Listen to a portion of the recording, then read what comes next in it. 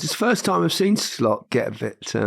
he's all been so calm, hasn't he? You can't be a top-class coach without having a bit of an edge to you, though, can you? What do you think he said to the referee?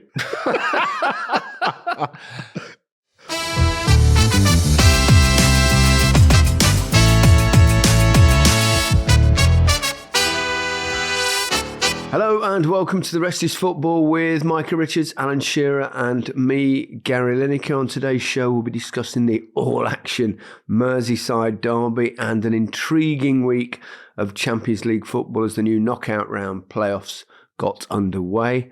We'll get onto those European matches a little later, but let's start with the dramatic and chaotic scenes as we saw Liverpool visited Goodison for the very last time. It was quite the game, wasn't it? It was never going to be a quiet occasion, was it? With it being the last at Goodison Park. Everyone was up for it. It was a brilliant atmosphere. The way it ended was just madness, wasn't it? The Tarkowski, was it 98th minute? I think something like that, wasn't it? Wow. So yeah, it was a great game. Loads of talking points, and I don't know, probably a fair result in the end. Good finish, wasn't it? Great finish. Oof, wasn't it? Top finish.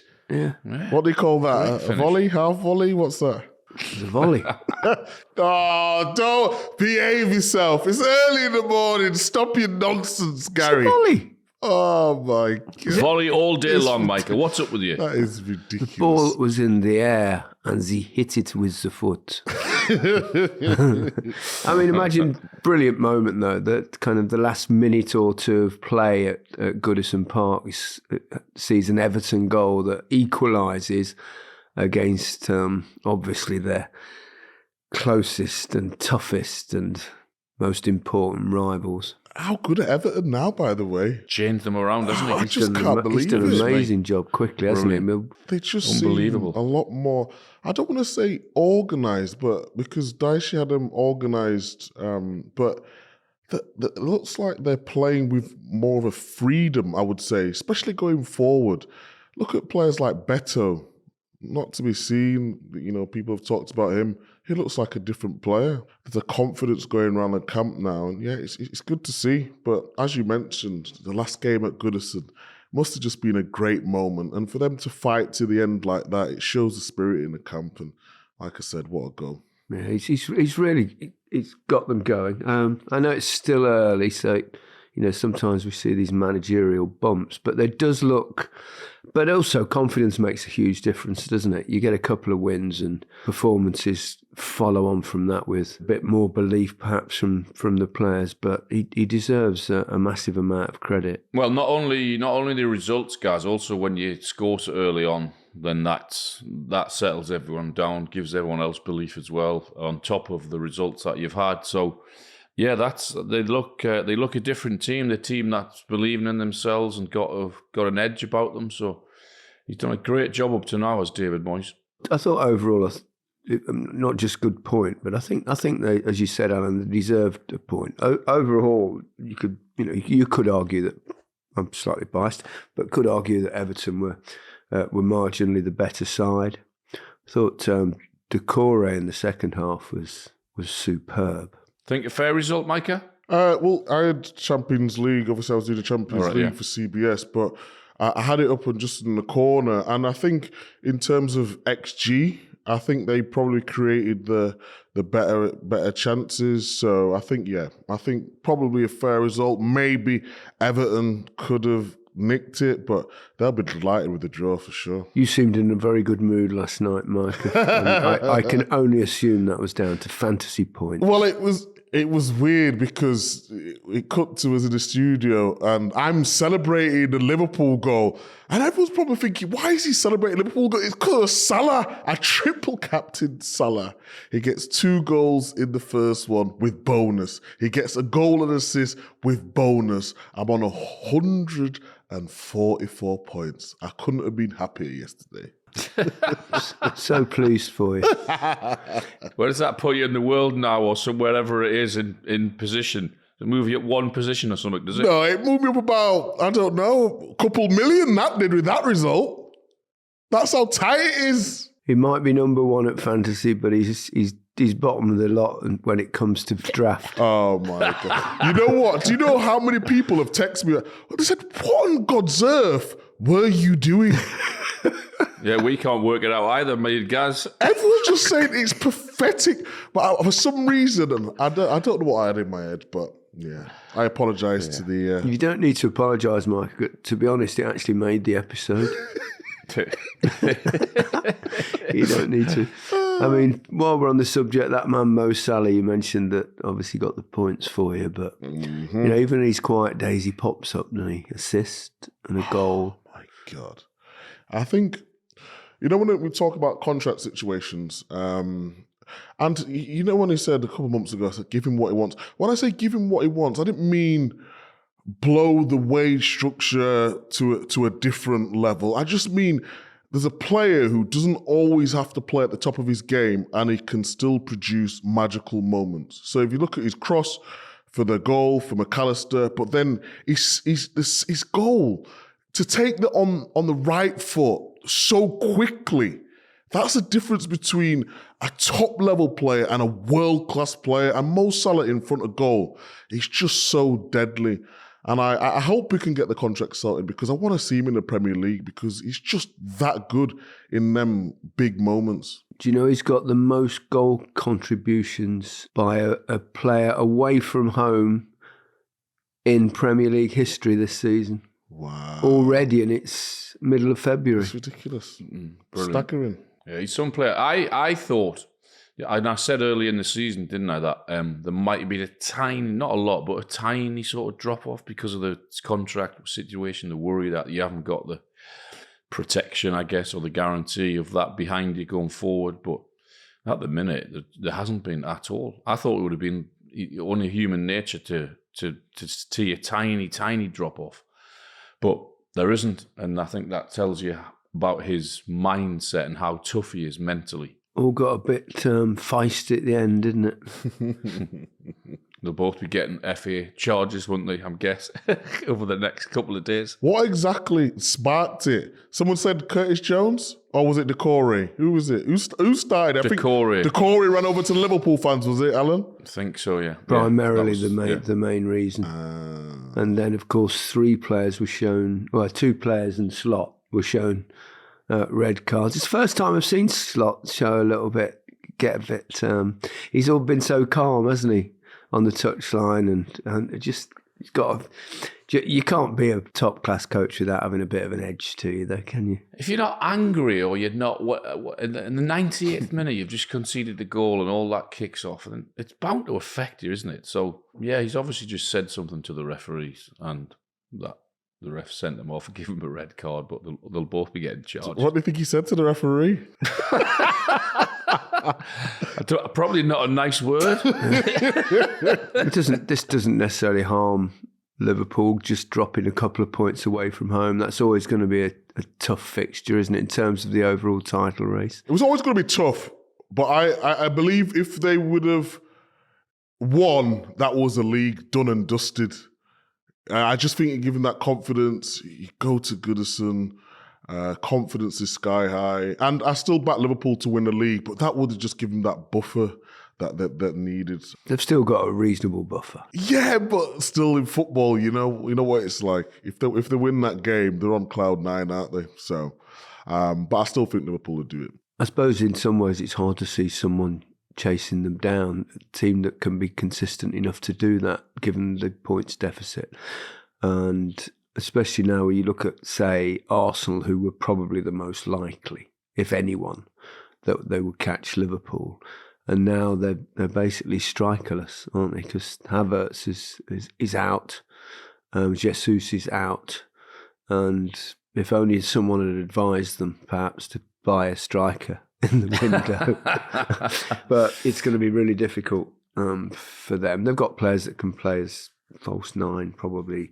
They'll have to adapt that way. And City have shown in the past that you can win a league playing without an out-and-out number 9, but I think it's going to be very, very difficult. I agree. I don't see anyone catching Liverpool. I think they'll have too much. They've got too much strength and depth. If 1 or 2 go out, they've got 1 or 2 to come in. I know they went against him at the weekend when they basically changed the whole team. But in terms of several positions. They've got the depth if anything were to happen. So I don't think that'll affect them at all last night. I think they'll carry on and they'll go and win it. Arsenal have only got, 3 fit forwards, really. Trossard, Nwaneri and Sterling. Considering how many players they've lost, I mean, they're going to have a tough time now. We've seen Man City get a lot of injuries this season. It reminded me of something. Did you see Ange Postecoglou in his interview? And I think it was a fair point. They were saying, talking about his injuries and complaining. He said, it's so difficult. He said, look at Liverpool. They went to Plymouth and he left a load of players out. And look what happened to them. Yeah, but he did have Papisar on the bench and Bissouma on the bench. And he brought Bissouma on at half-time for a 17-year-old. I'm not saying that they haven't got a lot of injuries. They have, and they certainly did at the weekend. But he did have 2 experienced midfielders on the bench. I think with Ange, I've always defended him because of these injuries. But if you look at his whole time since he's been there, he has had a lot of available fit players at the time. And he could have done better with the players that have been available to him. But I understand now it's when you've got the whole back 4 out and your goalkeeper, it's always going to be difficult. It was an interesting night for the title race, though. One downside for Everton, of course, was the injury, I think, to Unjai. It looks like it might be a knee ligament, and he kicked the ground, didn't he? I mean, he's looked sharp, hasn't he? And he's one of their better players, and certainly gives them an outlet. And they'll miss him if he's going to be out for a while. But I think Everton's season, because of the way it's gone, is just about surviving this year, and then they can get into that new stadium and look forward, and hopefully they can sign some players. But that's what it's all about for Everton this season, and they'll do that. Well, there's no doubt. They'll have enough, and they'll have enough guile and experience and all of those things to do what they have to do this season. Just frustrating though, isn't it? You get one back, James Garner's out, he comes back into the team, and then Ndiaye gets injured, Calvin Lewis gets in there, Beto comes into the team. It must just be frustrating. You know, the level now, and it's not just quality, it's fitness, isn't it? You know, the amount of that they're putting into games now, having to recover, then go again. And you know you can get injuries in football, but we are getting a lot of muscle injuries in the Premier League recently. We discussed whether we thought that might be because of VAR and standing around a lot. I said that the other night. You did, yeah. On co-coms, yeah, on the Man City game when Jack Grealish went off. I haven't got a clue whether it was anything to do with them standing around or not, but I just thought I'd made the point because it was like over nearly 5 minutes hanging around doing nothing. Can't be healthy. I know there was a lot of people saying, well, tell them to keep running around or do stretching or exercises whilst they're waiting, but it's not right you're waiting that long for a decision. Do you think there was a foul for the last goal on Konate? Ooh, there's a little nudge. No, I don't think it's enough. I don't think it's enough for I didn't think it was enough either. Be a brave man to have disallowed that one. Not enough. Not enough. Yeah. Not for me. Not enough. But well done, David Moyes. Mm-hmm. Another excellent performance from his team. Let's discuss Champions League after a little break. Welcome back to The Rest is Football with Alan Shearer, Micah Richards and me, Gary Lineker. We're going to turn our attention now to the Champions League knockout playoff stage. Well, I think we all watched the Manchester City game against Real Madrid, knowing it was going to be a good one. You were there, Alan. Oh, it was brilliant. Two very good teams. One team whose record is just ridiculous in the Champions League, which is they call it their competition, and belief and everything that goes with Real Madrid and that comp. I don't think that UEFA would have expected those two to be in these new format in the playoffs, but they were, and they didn't disappoint. I thought it was a brilliant game. Again, loads of talking points. And do you know when you're up close and you're there at the game and you watch these unbelievable players? I mean, it was a pleasure to be there because the some of the forward play. Oh my God, from Real Madrid and their forward players. Who impressed you the most, Al? Vinicius Junior, I thought was just fantastic. The way they handle the ball and run with the ball and their movement, and because you get a much better picture, don't you, when you're at the stadium and you're looking down at them and seeing how great they are. I mean, they could have and probably should have been 3 up after 10 minutes because they missed some big chances. And then they get punished at the other end with a really good goal from Erling Haaland, who hadn't scored against Real Madrid in 4 attempts. So that was his first one against them. So and then I thought Man City were a lot better, actually. I thought they were showing signs of their old self, trying to manage the game and played some good football. But, and it's a big but, isn't it? It's like we've seen it so many times this season that they concede and they give a stupid goal away again, and then another one. It's like, oh my God. So from being in such a great position to go into the second leg, they now find themselves right up against it in going through. Yeah. I've just, while you mentioned the fact that they've kind of capitulated at the end of games recently, Brighton 1 up after 78 minutes, lost 2-1. Feyenoord 3 up at 74 minutes, drew 3-3. Manchester United 1 up at 88 minutes, lost 2-1. Brentford 2-0 up at 82 minutes, drew 2-2. PSG 2-0 up at 56 minutes, lost 4-2. And Real Madrid, this one, 2-1 after 85 minutes and lost 3-2. Were you at the game, Micah? Or were you doing it from the studio? No, I was from the studio. I agree with what Alan said, but I do feel this was a different sort of performance from Manchester City. I thought defensively, although Real Madrid had chances, the structure of the team looked a lot better with John Stones in midfield, Akanji at right back. It's almost like they was trying to defend as a team and attack as a team. So I was impressed with that from recent weeks. I think in recent weeks as well, the way they've been conceding goals, it's probably down to legs and energy. I think in this particular game, with Real Madrid's quality, I think it was just individual errors that cost them in the end. You know, Ederson, we know the mistakes he's made in the game, especially for the last one. You could just kick it long. That's all you need to do. Hold on for the draw and you go again. But I don't know if he's struggling for confidence. I don't know if he was just too confident in that moment when he tried to kick it out.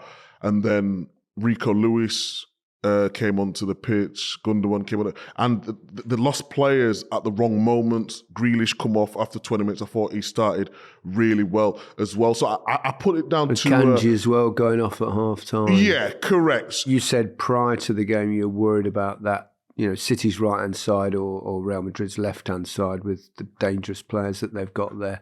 And it looked like a good move putting Akanji there. And it really did. You know, apart from the first few minutes, it was difficult for Manchester City. But, you know, you thought to yourself, well, that looks better. It just looked more compact, didn't it? You know, Akanji, he's played in midfield, he's played right-back before, he's played centre-back. But the thing is, when you're playing with, quote-unquote, 5 centre-halves, the job really is to defend, you know, and just give them that platform to play.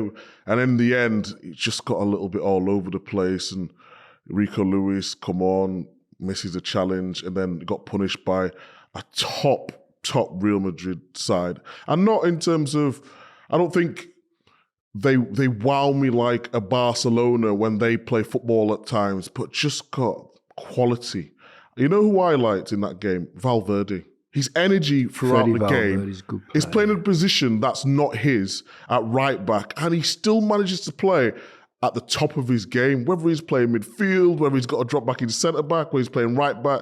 His all-round game is just outstanding. He's such an underrated player because obviously the array of talent they've got going forward. I was a tad surprised when they're making the substitutions second half that spent 55 million on a sitting midfielder in Gonzalez, and you bring Kovacic and you bring Gundogan on and you just leave him on the bench. I don't know whether he was injured. Yeah, or he got a little knock, didn't he? The game I was doing at Leyton Orient, he come off after, I think it was the first 17 minutes, and he didn't look great. So maybe he was just resting him for that particular moment, to be honest. But yeah, he was on the bench, so you think he'd be available for selection. Are you not wowed by the that front three or front four, including Bellingham? Yeah, I am, but they found it very difficult when they play together. So when Vinicius has been out the team, Mbappe's done really well. When Mbappe's been out the team, Vinicius has done really well. Origo's fit into there. Diaz has come into the team, and then Bellingham. Bellingham is just, I just love him. I just love his work rate. What a knack he's got for scoring a late big goal. But just being involved in the game, whether that's a tackle, whether it's a late goal, whether it's a late pass he has to make, everything about his game, I just love. But yeah, I mean, he's got the energy to get the goal. His goal in the 90-odd minute, whatever it was, he started it because he won the header on the halfway line and then kept going and going and going. He's got an amazing engine, hasn't he? God. Unbelievable to still be going at that and doing what he did to get on the end of it, because that obviously wasn't going in, and it was the way he sort of sniffed it out to get there in the hope, or not in the hope, in case that Vinicius Junior misses the chance, which he did, because that's not a goal without him getting there. That's how you score goals, isn't it? And do you know what was really good as well? Because it was neck and neck with obviously the defender, and the way he just used his body just to ensure that there's no way that he could get to the ball without probably fouling him. He's just so smart, isn't he? He's such a brilliant. I mean, he's a brilliant. He's a superstar. Yeah, I don't care what anyone says. Yes, at times people want to see maybe a little bit more flair or whatnot, but he can play in any position. You could play him as a false 9, number 6, number 8. He's just got everything. I love him. But as we all know, people talk a lot of nonsense. All of us do sometimes. Some more than others. Indeed. But what a player he is. Is that them done though? Is that them done the second leg? You can't see it, can you? Don't be writing off City. I tell you what, Alan. If they score in the first 10 minutes, game on. But the only thing that worries me, Real Madrid are going to score at the Bernabeu, aren't they? They will. I don't think they'll keep. They can't keep them to 0. No chance. Not with that forward. Not with the ability they've got. I just think City can score though. It's going to be a great game next week.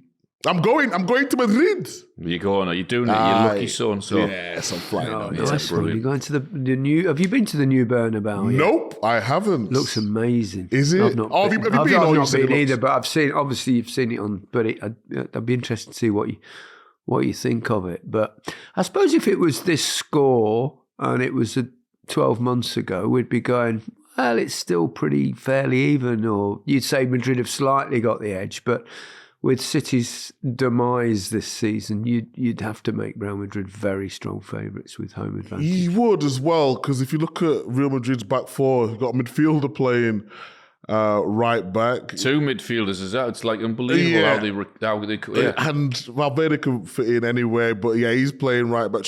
It's just a young player at the back as well, so they might have some players back for that game, which worries me a little, but I think City can do it. They've got nothing to lose now. No one's expecting them to win. Go out there, play with freedom. They've got goals in them. Haaland took his goals well, so why not? You don't want another bet, do you? You know what?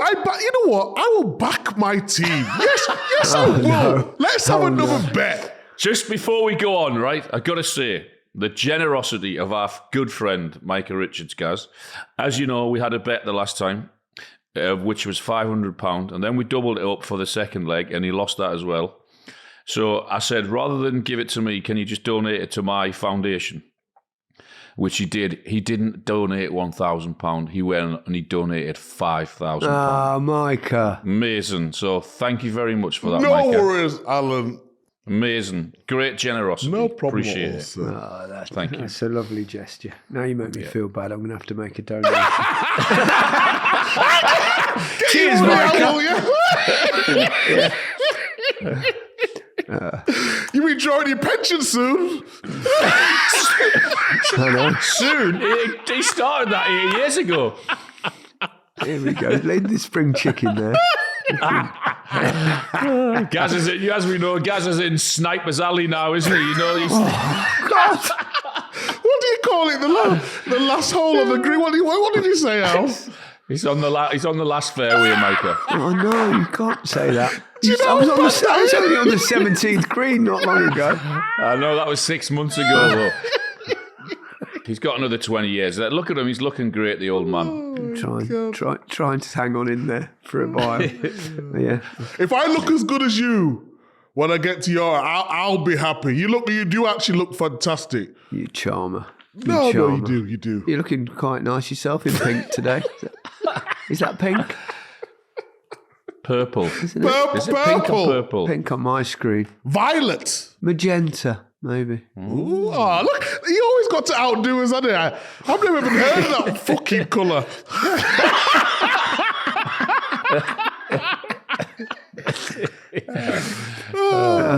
Did you catch the Celtic game? I saw a little bit of it. I was flicking around. Seen the goals, seen the highlights, so I didn't watch a lot of it. I seen Harry Kane standing in the 6-yard box with no one around him from a corner, which I thought, what on earth? And he finished it off brilliantly. Oh my gosh, they never walk alone, and it's just before the scenes were amazing, and even normally at the ground, obviously you feel it. But just being in the studio, and normally before you hand to comms, we talk over it, but we just didn't talk through it. Just let us all listen to it, and it was just mesmerising. As for the game, Celtic started really well. They scored early on, goal disallowed for a player in offside position, and you're thinking, okay, this Bayern team, you can get at them, and I've told you this all season, they're so good going forward, Bayern, but at the back, Upamecano, he's always got a mistake in him. But then Bayern grew into the game, started to control it a little bit, quiet the crowd, and then there was only one team who was really going to win it. Celtic had a little bit of a fight back in that second half, got a goal back, and then the right back Johnson had a strike to make it 2-2 in the end. But Bayern Munich, you talk about Real Madrid's front three. Bayern Munich with Kane, Musiala, they've got Sané, they've got Coman, they've got Elise. Elise's goal, he comes in, typical Elise, when he's at Palace, drops his shoulder, pretends he's going to bend it to the far corner, it goes near post. He's just been a delight. He's been really good for Bayern this season as well, trying to adapt. And I was happy for Vincent Kompany. Do you think they've got enough to win it, Bayern? Do you think you've seen enough in them to go a lot further? I think they're finding it difficult. So we talked about Bayern, Barcelona's Haarline. Bayern Munich do exactly the same thing, and they've not worked out the balance yet. Kane had a good game, scored his goal as well. Attacking-wise, I think they can score against anyone. But defensively, unless they sharpen up quickly, I think other teams will destroy them, at the back. Who are the strongest sides left in, do you think? Obviously Liverpool. Probably if Real Madrid go through, it could be either of those two teams. And then I would go Inter and Atletico. Yeah. PSG, I think they're much improved. Dark horse, if you'd have said PSG, that at the start of the season, I'd have gone, nah, I can't see it. Yeah. Actually. I think they're more, well, we've said it, haven't we? They're more of a team than they've been for a long time. Whether they've got enough to go all the way, I'm not quite sure. But I would say dark horses as well, Micah. Yeah, I'd agree with that. Dembele's hit a rich vein of form, hasn't he? Cool. Blimey, he's got 18 goals in his last 11 appearances in all competitions.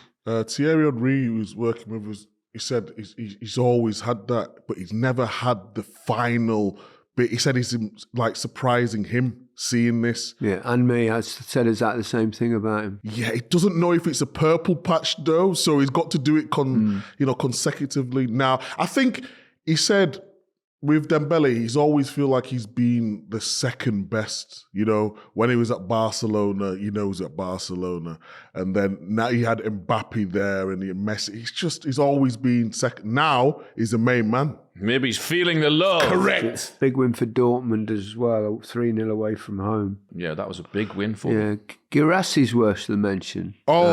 He's scoring goals. He's got 10 in this season's Champions League in 9 games.